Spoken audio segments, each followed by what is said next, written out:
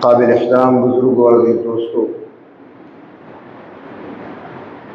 ماہ ربیع الاول گزرا اور اس بابرکت مہینے میں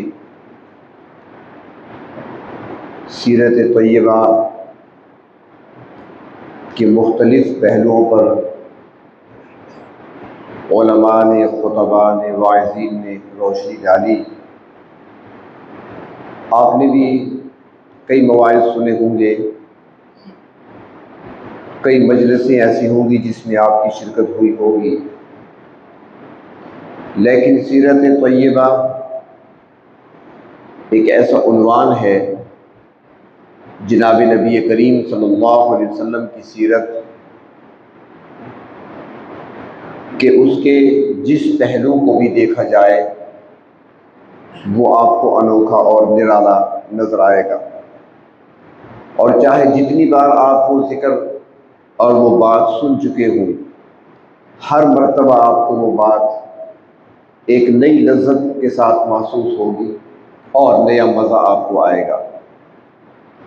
اور اس کی بڑی وجہ یہ ہے کہ مسلمان کا ایمان اس وقت تک کامل ہی نہیں ہوتا جب تک وہ نبی کریم صلی اللہ علیہ وسلم کے ساتھ محبت نہ کرے، اور یہ محبت ہی کا اثر ہوتا ہے۔ لیکن آج کے اس دور میں محبت کا لفظ ہمارے کانوں سے تو ٹکراتا ہے، ہماری زبانوں پہ یہ لفظ آتا ہے، اللہ کے رسول سے محبت، اللہ کے پیغمبر سے محبت، لیکن آج یہ محبت ہمارے دلوں کے اندر موجود نہیں ہے۔ آج دل ہمارے اس حقیقی محبت سے خالی نظر آتے ہیں، کیونکہ محبت جو دل میں ہوتی ہے اس کا اثر ظاہر پہ ہوتا ہے۔ اب جب ظاہر میں وہ اثر نظر نہیں آ رہا تو اس کا مطلب واضح ہے کہ ہمارے دلوں کے اندر وہ محبت نہیں ہے جو ہونی چاہیے۔ اور اسی بات کو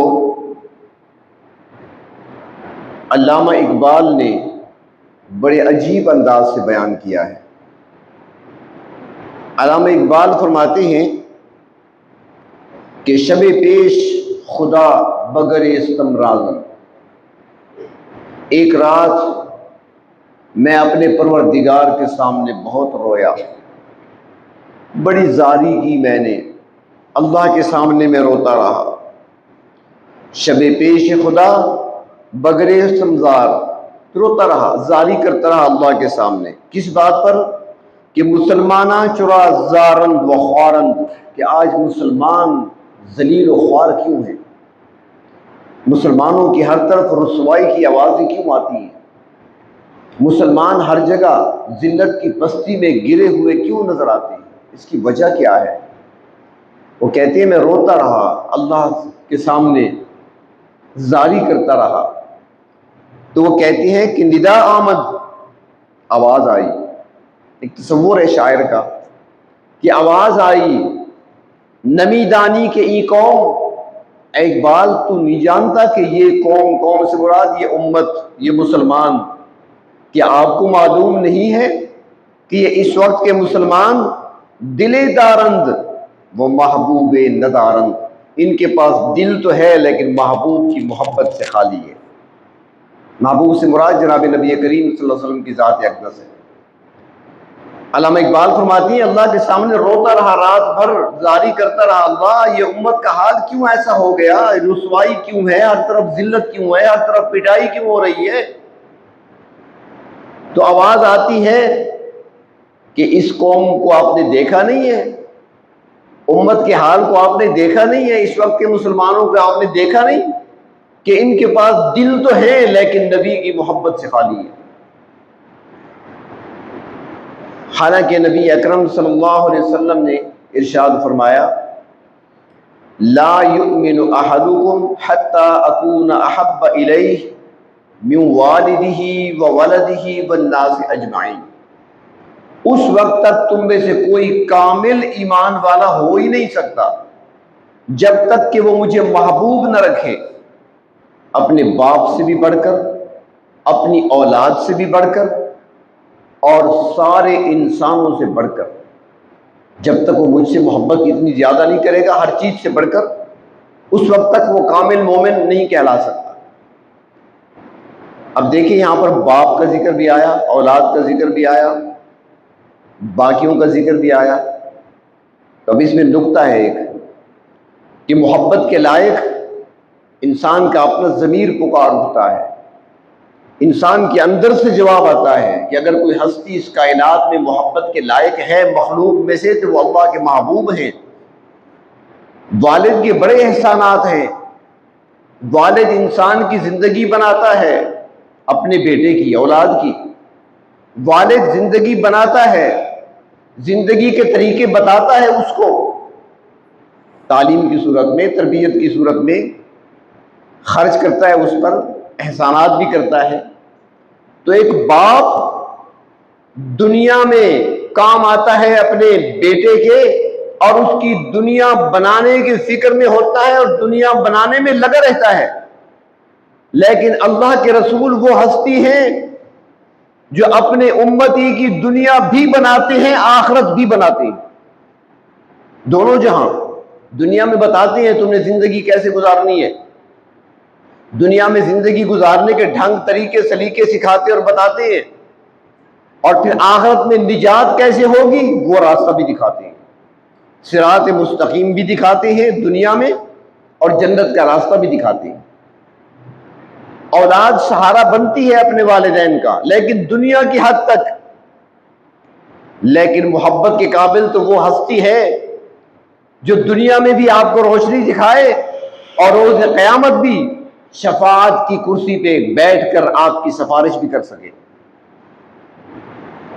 تو اس لیے فرمایا کہ والد سے بڑھ کر، اولاد سے بڑھ کر اور سب انسانوں سے بڑھ کر جب تک وہ محبت مجھ سے نہیں کرے گا وہ کامل مومن نہیں کہلائے گا۔ اب ایک چیز اس میں رہ گئی، وہ ہے انسان کی اپنی ذات۔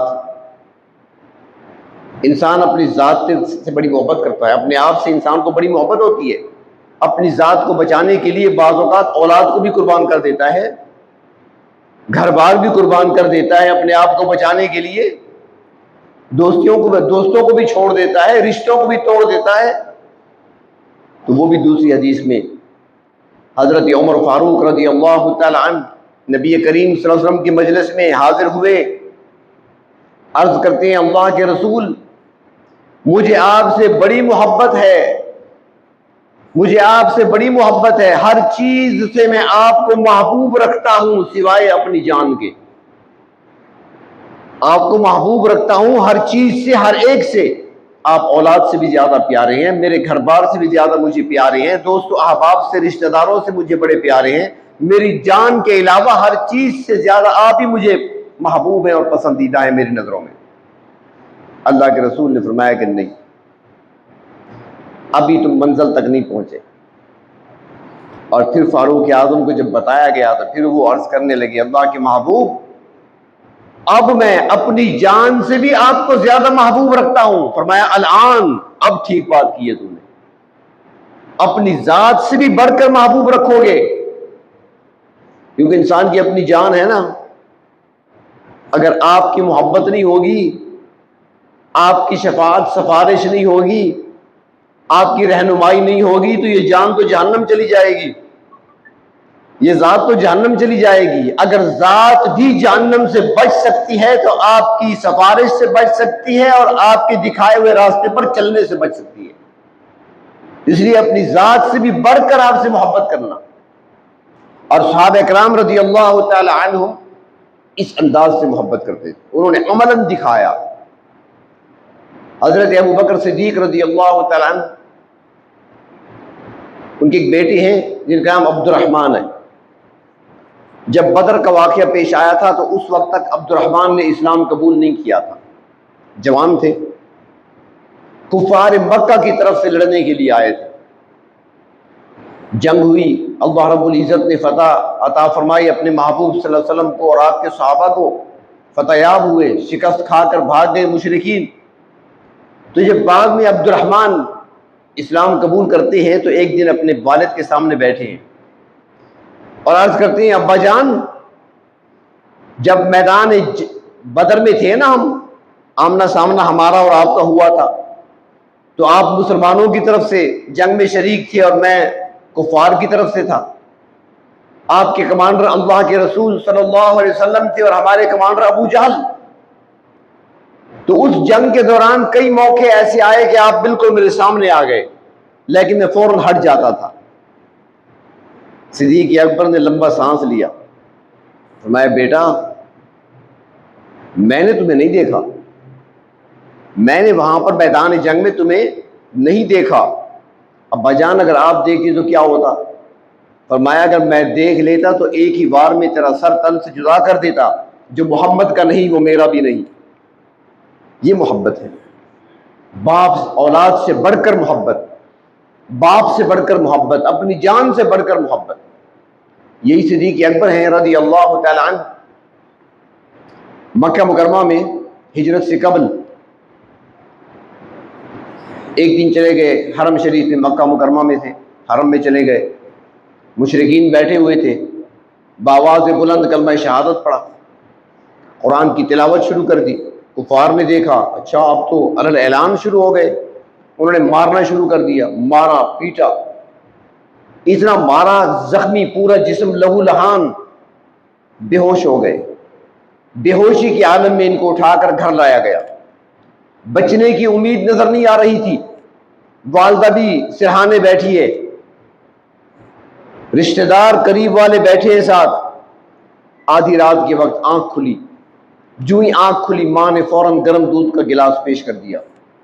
ابو بکر بیٹا صبح سے پڑے ہو، ابھی ہوش آیا، ابھی آنکھ کھلی ہے، یہ تھوڑا سا دودھ پی لو، جسم میں کچھ طاقت آئے گی، نقاہت بڑھ گئی ہے، کافی خون بہہ چکا ہے، کمزوری بہت ہو چکی، سارا دن تم بے ہوش پڑے رہے، آدھی رات بیت چکی ہے۔ ابو بکر کی زبان پہ ایک ہی لفظ ہے، ایک ہی لفظ کہتے ہیں کہ رسول اللہ صلی اللہ علیہ وسلم کا کیا حال ہے۔ وہ کہتے ہیں دودھ پی لو، ہم معلوم کر کے بتاتی ہیں۔ فرمایا نہیں ماں جی، جب تک میں آپ کا دیدار نہیں کروں گا اس وقت تک مجھ پر کھانا پینا حرام ہے۔ وہ کہتی ہے کیسے جاؤ گے، تم تو اٹھ ہی نہیں سکتے۔ فرمایا جیسے بھی ہو مجھے لے جاؤ۔ بآخر مجبور ہو کر ایک اور خاتون کو بلایا گیا، ایک طرف والدہ ہیں، دوسری طرف وہ خاتون ہے، صدیق اکبر کو پکڑ کر اور یہ سہارا لے کر چلتے ہوئے دار ارقم پہنچے، زخمی حالت میں، سارا وجود زخموں سے چور ہے۔ جو ہی دروازہ کھلا دار ارقم کا، نبی کریم صلی اللہ علیہ وسلم کے چہرے انور پر نگاہ پڑی، زیارت ہوئی، پکار اٹھے کہ محبوب آپ کا چہرہ دیکھ لیا، سارے دکھ درد میرے ٹل گئے۔ یہ محبت ہوتی ہے، اپنی جان سے بھی بڑھ کر ان کو محبت تھی اللہ کے رسول سے، اولاد سے بھی بڑھ کر اللہ کے رسول سے محبت تھی، والدین سے بھی بڑھ کر اللہ کے رسول صلی اللہ علیہ وسلم کے ساتھ محبت تھی۔ حضرت عمر رضی اللہ تعالیٰ عنہ کے بارے میں آتا ہے کہ بیت اللہ کا طواف کر رہے تھے اور طواف کرتے ہوئے حجر اسود کے سامنے آئے نہ، رک گئے، حجر اسود کو دیکھ رہے ہیں، اور پھر خطاب کیا حجر اسود کو، حجر اسود کو مخاطب کر کے کہتے ہیں اعلم انک حجر، اے حجر اسود سن لے، میں جانتا ہوں کہ تو پتھر ہے، نہ تو نفع دے سکتا ہے نہ نقصان دے سکتا ہے، لیکن میں نے دیکھا میرے محبوب نے تجھے چوما تھا تو عمر بھی تجھے چومے گا، اگر آپ صلی اللہ علیہ وسلم نے تجھے نہ چوما ہوتا تو عمر تیرا بوسہ کبھی نہ لیتا۔ یہ محبت ہے، آپ کو دیکھا جو عمل کرتے ہوئے، چھوٹی چھوٹی بات جو دیکھی اسی کو کیا، مزہ محسوس کیا، لذت محسوس کی۔ حضرت عثمان غنی رضی اللہ تعالیٰ عنہ ایک مرتبہ مسجد کے دروازے پر، مسجد نبوی کے دروازے کے باہر پانی منگوایا اور وضو کیا، وضو فرمانے کے بعد اوپر کی طرف دیکھا، وہ مسکرانے لگے، کوئی دیکھ رہا تھا، اس نے پوچھا عثمان یہ آج جو عمل آپ نے کیا یہ کیا ہے، ہمیں سمجھ نہیں آئی۔ نے کہا کون سا؟ اس نے کہا ایک تو پانی منگوا کر آپ نے یہاں وضو کیا، دوسرا وضو کے بعد آپ اوپر دیکھ رہے ہیں مسکرا رہے ہیں، اور مسکرانے کی بات تو کوئی نہیں تھی، نہ کسی نے کوئی بات کی ہے۔ حضرت عثمان فرمانے لگے مجھے یاد آ گیا کہ ایک دن اللہ کے رسول صلی اللہ علیہ وسلم نے اسی جگہ پانی منگوایا تھا، آپ نے یہاں پر وضو بنایا تھا اور وضو کرنے کے بعد آپ مسکرائے تھے، تو میں تو اسی مسکراہٹ کو یاد کر کے مسکرایا ہوں۔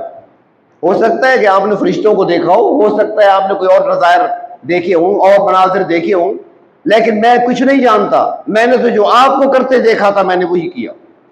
یہ محبت تھی ان لوگوں کے دلوں کے اندر، یہ حقیقی محبت تھی، اور انہوں نے اس محبت کو عملاً ثابت کیا۔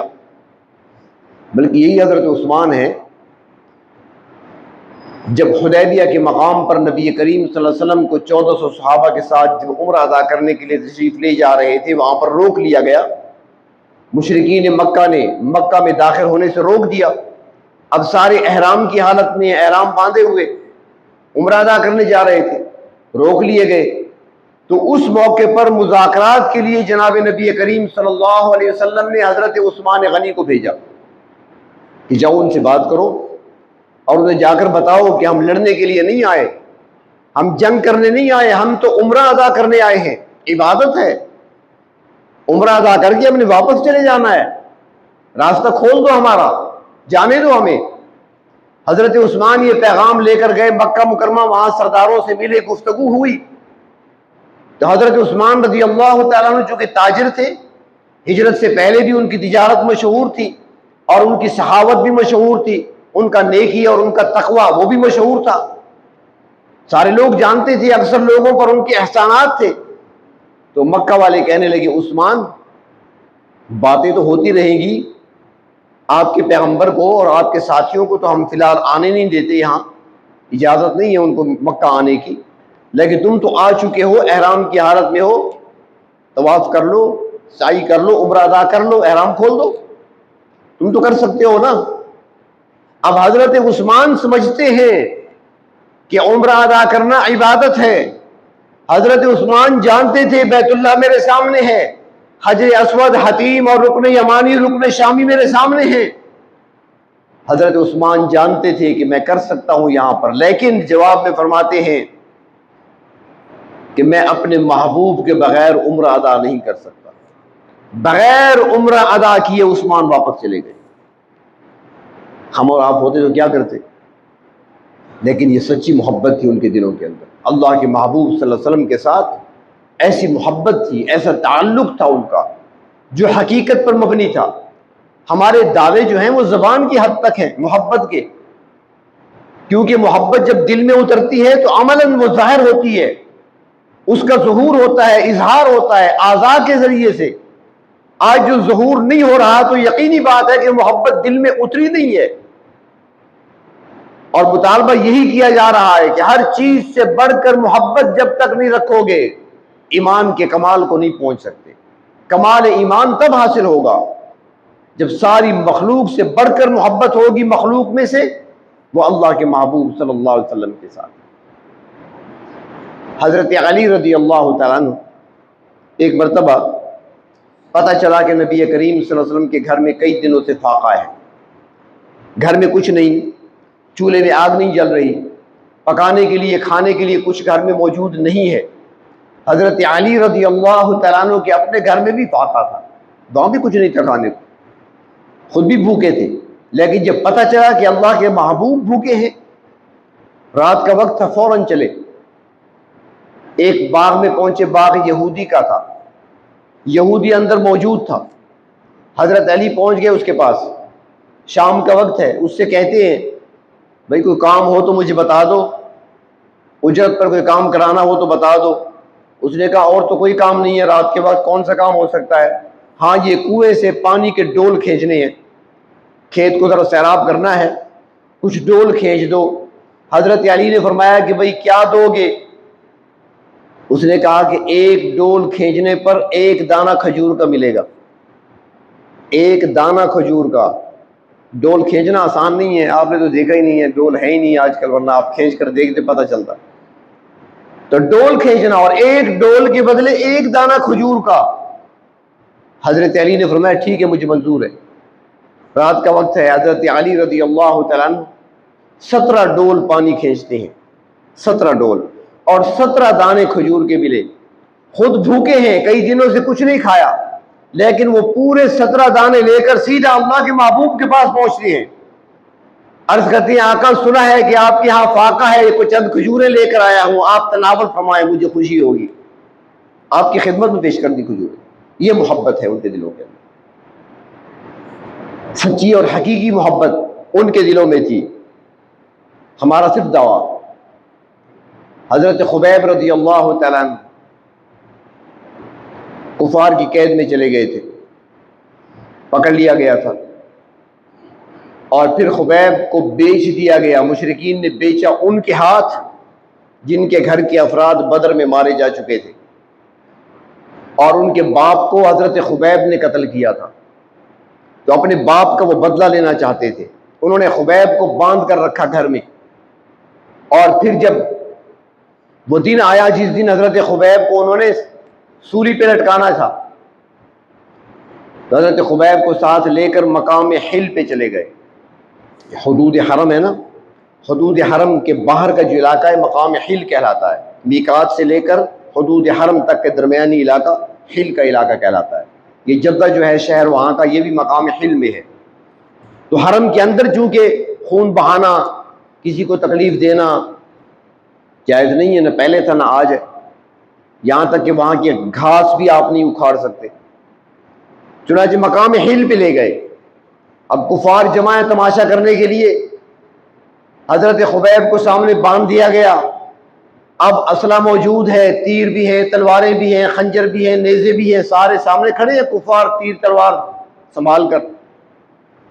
اس موقع پر حضرت خبیب سے پوچھا گیا کہ اگر کوئی آخری خواہش یا تمنا ہو تو بتا دو۔ اب خواہش بھی دیکھیں آخری، فرماتے ہیں کہ اگر میری خواہش پوری کرنی ہے تو مجھے 2 رکعت پڑھنے کی اجازت دے دو، اور کوئی خواہش نہیں ہے، نہ گھر والوں کو پیغام دینا ہے، نہ کسی سے ملاقات کرنی ہے، رب سے ملاقات کرنی ہے، 2 رکعت کی نماز کی اجازت دے دو۔ انہوں نے اجازت دے دی، 2 رکعت پڑھ لی، مختصر پڑھی، اور پھر کہنے لگے کہ جی تو میرا چاہتا ہے یہ گھر میں نفل پڑھ لینا، پنکھا چلا کر ایئر کنڈیشن روم میں کھڑے ہو کر نماز پڑھ لینا آسان ہے، تلواروں کے سائے میں جب موت سامنے رقص کر رہی ہو اس موقع پر نماز پڑھنا آسان نہیں ہے۔ 2 رکعت پڑھی اور کہنے لگے کہ میرا جی تو چاہتا ہے کہ میں اور بھی پڑھوں، لیکن پڑھتا اس لیے نہیں ہوں کہ کل کو تم تانا دو گے کہ محمد عربی صلی اللہ علیہ وسلم کے جو غلام ہیں وہ موت سے گھبراتے ہیں۔ میں موت سے نہیں ڈرتا، بس 2 رکعت کافی ہیں۔ اس کے بعد جب لٹکایا گیا حضرت خبیب کو، تو ایک کفار میں سے ایک شخص آگے بڑھتا ہے اور وہ کہتا ہے خبیب اگر تمہیں چھوڑ دیا جائے اور کبھی موقع پا کر معاذ اللہ اللہ کے رسول صلی اللہ علیہ وسلم کو تمہاری جگہ لٹکا دیا جائے تو کیا خیال ہے؟ حضرت خبیب جو اب تک صبر کا پیکر بنے ہوئے تھے، آنکھوں میں آنسو آ گئے اور رو کر کہتے ہیں ظالمو، یہ کون سی بات کر رہے ہو؟ میری جان 100 مرتبہ قربان ہو جائے برداشت ہے، میرے نبی کے پاؤں میں کانٹا چبھے مجھ سے برداشت نہیں ہوگا۔ یہ محبت ہے، اصل محبت ان کے دلوں میں تھی۔ تو علامہ اقبال بھی یہی کہتی ہے کہ ساری رات میں روتا رہا، رب سے سوال کرتا رہا، اللہ کیا ہو رہا ہے؟ یہ امت اس وقت ذلت اور رسوائی کی گہرائیوں میں کیوں ڈوب چکی ہے؟ تو جواب آیا، اقبال کیا جانتے نہیں ہو، ان کے پاس اب دل تو ہے لیکن میرے محبوب کی محبت سے خالی ہے۔ آج وہ سچی اور حقیقی محبت ہمارے دلوں میں موجود نہیں، بلکہ صحابہ کرام میں سے ایک صحابی تھے، بڑا مزاح کیا کرتے تھے اور نبی کریم صلی اللہ علیہ وسلم کو بھی ہنساتے رہتے تھے، بڑے مشہور تھے، ان کے کئی واقعات ہیں، کبھی سنائیں گے آپ کو۔ تو اکثر آپ صلی اللہ علیہ وسلم کو ہنساتے رہتے تھے۔ مثال کے طور پہ عرض کرتا ہوں، ایک مرتبہ وہ جا رہے تھے تو راستے میں دیکھا کہ دیہاتی شخص دیہات سے گھی لایا ہے اور شہد لایا ہے۔ یہ خالص چیزیں دیہاتوں میں ملتی ہیں اس وقت بھی آج بھی، تو دیسی خالص گھی اور خالص شہد اس نے دیکھ لیا، دیکھا بھائی گھی خالص ہے؟ اس نے کہا بالکل خالص ہے، چیک کر لو، دیکھ لو، ٹھیک ہے۔ شہد بھی خالص ہے؟ اس نے کہا بالکل خالص ہے، چھوٹی مکھی کا ہے۔ کتنی قیمت ہے؟ اتنی قیمت ہے، چلو مجھے دے دو، میں قیمت دے دوں گا آپ کو، یا لا کر دیتا ہوں ابھی۔ گھی اور شہد لیا، اللہ کے رسول صلی اللہ علیہ وسلم کی خدمت میں حاضر ہو گئے، آپ کی خدمت میں پہنچے، حضور یہ آپ کے لیے تحفہ لایا ہوں، ہدیہ لایا ہوں، یہ گھی استعمال فرمائیں، یہ شہد بھی استعمال فرمائیں، خود آپ استعمال فرمائیں۔ آپ نے قبول کر لیا۔ کچھ دیر کے بعد یہ اٹھا، اجازت مانگی، باہر نکلا، باہر جانے کے بعد کچھ دیر کے بعد آیا تو ایک اور آدمی بھی ساتھ ہے جس نے اس کو پکڑ رکھا ہے، پکڑ کر لے آیا اللہ کے رسول کی خدمت میں۔ آپ نے فرمایا بھی کیا ہوا؟ ابھی تو ٹھیک ٹھاک تھا یہ۔ اس نے کہا جی ابھی یہ مجھ سے گھی اور شہد لے کر گیا ہے، کہ پیسے لا کر دیتا ہوں، پیسے نہیں دے رہا، مجھے پیسے دے۔ اللہ کے رسول نے فرمایا بتاؤ بھائی۔ اس نے کہا حضور گھی اور شہد میں نے آپ کو دیا ہے نا، آپ اس کو پیسے دے دیں، آپ اس کو پیسے دے دیں۔ آپ بڑے مسکرائے اس بات۔ وہ اس قسم کا مزاح کیا کرتے تھے، نبی کریم صلی اللہ علیہ وسلم کو ہنساتے رہتے تھے۔ ایک مرتبہ، یہ تاریخ کی بات نہیں، احادیث کی باتیں کر رہا ہوں، ایک مرتبہ ایک دیہاتی شخص آیا اور اس نے اونٹنی کو مسجد کے باہر بٹھا دیا، خود اندر چلا گیا اللہ کے رسول صلی اللہ علیہ وسلم کی خدمت میں۔ باہر سے کچھ صحابہ کرام گزرے تو یہ صحابی بھی تھے وہاں پر، ان سے کہنے لگے یار بڑا جی چاہتا ہے، اور یہ اونٹنی تو بڑی موٹی تازی ہے، اس کا گوشت ہمیں کھلا دیتے نا، بڑا مزہ آتا۔ اس نے کہا ٹھیک ہے، چھری لے آؤ، بندوں کو ساتھ ملایا، پکڑا، اسے ذبح کر دیا۔ ذبح کرنے کے بعد جب ذبح ہو گیا تو ایک شخص اندر داخل ہوا اور اس آنے والے مہمان دیہاتی صحابی سے کہا کہ بھئی تمہاری اونٹنی کو تو کسی نے ذبح کر دیا ہے۔ اس نے کہا میں نے دروازے کے باہر باندھا تھا۔ اس نے کہا وہ ذبح ہوئی پڑی ہے۔ وہ جب باہر آیا تو واقعی وہ ذبح ہو چکی تھی۔ وہ اللہ کے رسول کی خدمت میں آیا، یا رسول اللہ صلی اللہ علیہ وسلم میں نے اونٹنی بٹھائی تھی یہاں پر، وہ کوئی ذبح کر گیا۔ آپ کھڑے ہو گئے، فرمایا کس نے ذبح کیا؟ بتایا گیا فلاں شخص نے کیا۔ اب وہ تو بھاگ گیا تھا، اب نبی کریم صلی اللہ علیہ وسلم اس کے تلاش کرنے کے لیے، اور صحابہ کرام بھی تلاش کر رہے ہیں کہ وہ ہے کہاں۔ ڈھونڈتے ڈھونڈتے وہ ایک انصاریہ صحابیہ تھی، اس کے گھر میں داخل ہو گئے، اور وہاں چارپائی پڑی تھی، اور چارپائی کے نیچے کچھ گڑھا تھا، تو وہ چارپائی کے نیچے اس گڑھے میں چھپ گیا، اپنے اوپر تن کیا اور کچھ جو لکڑیاں وغیرہ جو بھی تھی وہ اوپر ڈال لیا، اپنے آپ کو چھپا لیا۔ اللہ کے رسول صلی اللہ علیہ وسلم بھی تلاش کرتے کرتے اسی گھر میں پہنچ گئے۔ پوچھا ان سے، جب ان سے پوچھا تو انہوں نے اشارے سے بتایا کہ چارپائی کے نیچے ہے۔ آپ صلی اللہ علیہ وسلم نے چارپائی کو ہٹوایا، وہ لکڑیاں اور خس و خاشاک ہٹایا گیا تو نکل آیا ہے۔ اللہ کے رسول کی محبت دیکھیں، اللہ کے محبوب کتنی محبت کرتے تھے اپنے صحابہ سے۔ جب وہ نکلا نا تو اس کے چہرے پر اور سارے جسم پر تو گرد مٹی تھی۔ حدیث شریف میں آتا ہے کہ نبی کریم صلی اللہ علیہ وسلم مبارک ہاتھوں سے اس کے چہرے سے مٹی کو ہٹا رہے ہیں، مٹی کو ہٹا رہے ہیں، اس کے چہرے کو صاف کر رہے ہیں، اور صاف کرتے ہوئے کہتے ہیں تم نے کیوں ایسا کیا؟ مہمان کی اونٹنی کو ذبح کر دیا۔ وہ عرض کرنے لگے اللہ کے محبوب، مجھے آپ کے صحابہ نے کہا کہ اس اونٹنی کا گوشت بڑا لذیذ ہے، جی چاہتا ہے یہ کھا لیں، تو میں نے ان کے لیے ذبح کر دیا۔ تو اللہ کے رسول صلی اللہ علیہ وسلم نے اونٹنی کی قیمت ادا فرما دی تھی، اس شخص کو راضی کر لیا تھا۔ یہ اس قسم کے یہ مزاح کیا کرتا تھا اور اللہ کے رسول صلی اللہ علیہ وسلم کو ہنسایا کرتا تھا۔ ایک مرتبہ شراب پینے کے جرم میں گرفتار ہو گیا، اس کو پکڑ کر لایا گیا اللہ کے رسول کی خدمت میں، جو اصل بات میں آگے بتانا چاہتا ہوں۔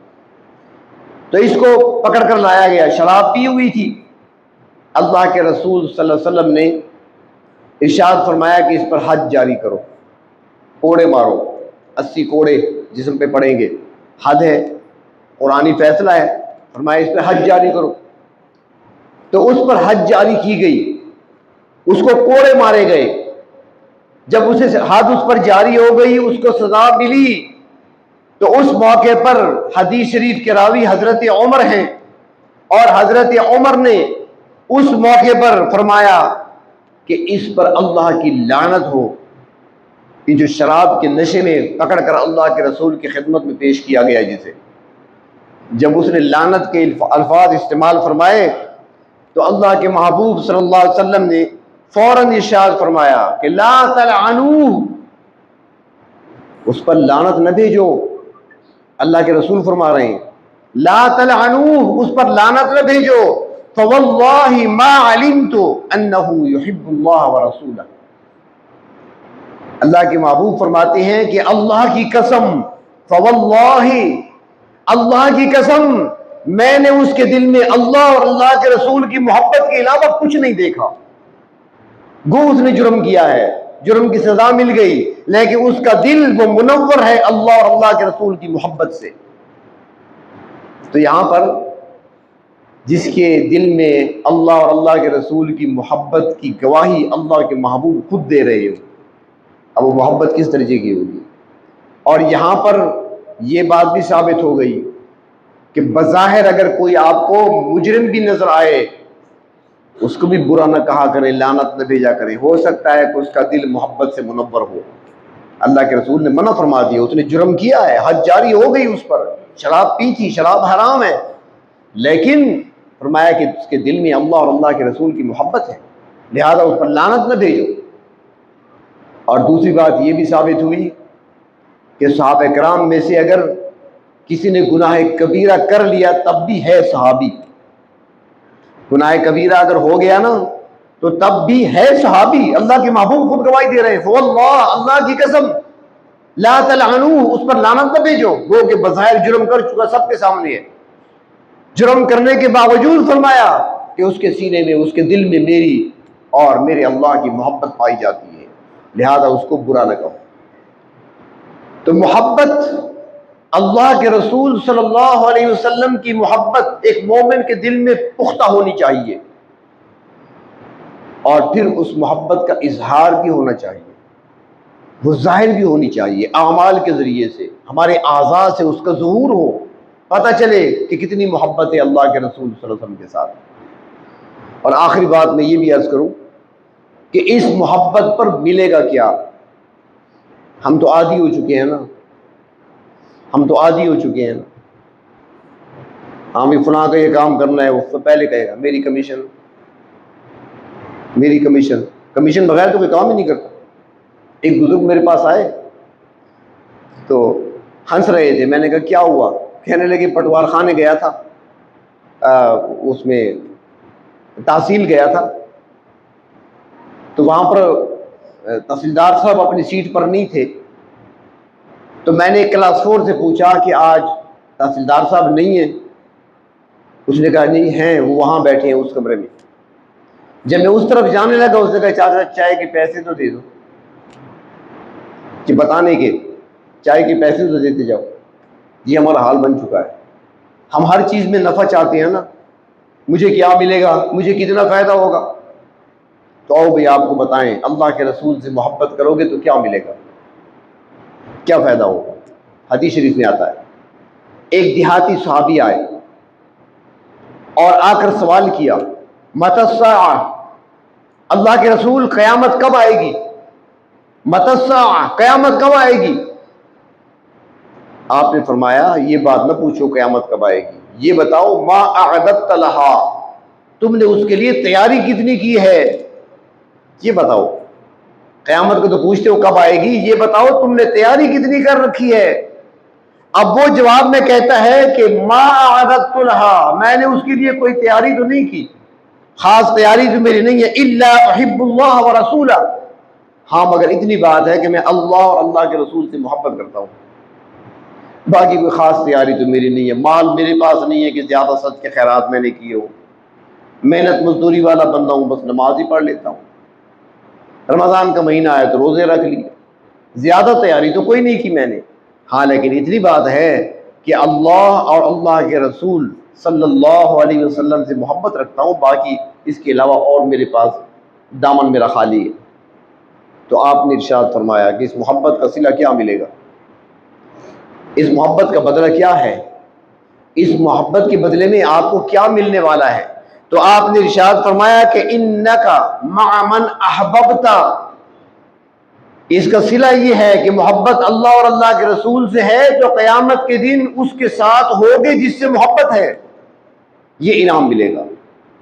محبت ہوگی تو پھر محبت والوں کے ساتھ ہی ہوگا روز قیامت۔ حضرت انس راوی ہیں اس حدیث کے، وہ فرماتے ہیں کہ ہم بہت زیادہ خوش ہوئے اس بات پر، بلکہ ایک روایت میں آتا ہے کہ ایمان لانے کے بعد جو خوشی ہمیں حاصل ہوئی ہے وہ اس جملے سے حاصل ہوئی ہے کہ روز قیامت انسان اسی کے ساتھ ہوگا جس سے محبت کرتا ہے۔ تو وہ کہنے لگے سارے گواہ رہو، مجھے اللہ سے محبت ہے، اللہ کے رسول سے محبت ہے، مجھے ابو بکر سے محبت ہے، مجھے عمر سے محبت ہے، اور میں یقین رکھتا ہوں کہ میرا حشر انہی کے ساتھ ہوگا۔ حضرت انس فرماتے ہیں تو اللہ کے محبوب صلی اللہ علیہ وسلم کے ساتھ اگر محبت سچی ہوگی، کامل ہوگی، تو پھر یہ محبت وہاں بھی کام آئے گی اور پھر وہ آپ کے قریب ہوں گے۔ ایک صحابی آئے تھے نا، پریشان تھے، حضرت ثوبان رضی اللہ تعالیٰ عنہ، بڑے دبلے پتلے ہو گئے تھے، کمزور ہو گئے تھے، رنگ پیلا تھا۔ اللہ کے محبوب نے فرمایا ثوبان تمہیں کیا ہو گیا، اتنے کمزور لگ رہے ہو، کیا کوئی بیماری ہے، کوئی تکلیف ہے، اچانک اتنا وزن کم ہو گیا؟ عرض کرنے لگے اللہ کے رسول کئی دنوں سے ایک پریشانی لاحق ہے۔ صحابہ کی پریشانی بھی دیکھیں، ہم اپنی پریشانیاں بھی دیکھیں۔ کون سی پریشانی؟ کہ بس ایک خیال آ گیا تھا، اسی میں سوچ رہا ہوں کئی دنوں سے، کئی راتیں میری جاگ کر کٹی ہے اسی میں، کہ قیامت قائم ہوگی اور اس کے بعد اہل جنت جنت پہنچیں گے، جہنم والے جہنم پہنچیں گے۔ اگر اللہ تبارک و تعالیٰ نے فضل فرما دیا، ہمیں جنت بھیج دیا، اب تو ہم جب جی چاہتا ہے آ جاتے ہیں، اپنی آنکھوں کو ٹھنڈا کر لیتے ہیں آپ کی زیارت سے، آپ کی مجلس میں بیٹھ کر آپ کی گفتگو سن لیتے ہیں۔ لیکن آپ کا مقام تو بہت بلند ہے، جنت میں پتہ نہیں آپ کہاں کس مقام پہ ہوں گے، وہاں تو نہ ہم آپ کی زیارت کر سکیں گے، نہ آپ کی مجلس کو پا سکیں گے۔ بس یہی سوچ سوچ کر پریشان ہو رہا ہوں، وزن بھی کم ہو رہا ہے، رنگ بھی پیلا پڑ گیا، کھانا پینا بھی چھوٹ گیا، بیماری سے بڑھ کر بیماری محسوس ہو رہی ہے۔ تو اس موقع پر اللہ کے محبوب کے جواب دینے سے پہلے جبریل آ گئے۔ اللہ نے فرمایا محبوب آپ کے صحابہ پریشان ہو رہے ہیں، بتا دو ان کو کہ وہ قرآن کریم کی آیت ہے نا الذین انعم اللہ علیہم من النبیین والصدیقین والشہداء والصالحین، 4 طبقات بیان کر دیے کہ محبوب ان کو بتا دیجئے اگر محبت کرتے ہیں ان لوگوں سے، نبیوں سے محبت ہے، صدیقین سے محبت ہے، شہداء سے محبت ہے، اور انہی کے راستے پر چل رہے ہیں، تو قیامت کے دن ان کے قریب ہوں گے، وہ ان کے ساتھ ہوں گے وہاں پر روز قیامت، ان کو پریشان نہیں ہونا چاہیے۔ اس لیے محبت کا صلہ کیا ملے گا؟ اللہ کے محبوب کا قرب ملے گا۔ اللہ تعالی ہمیں اپنے محبوب کی سچی محبت نصیب فرمائے۔ وآخر دعوانا ان الحمد للہ رب العالمین۔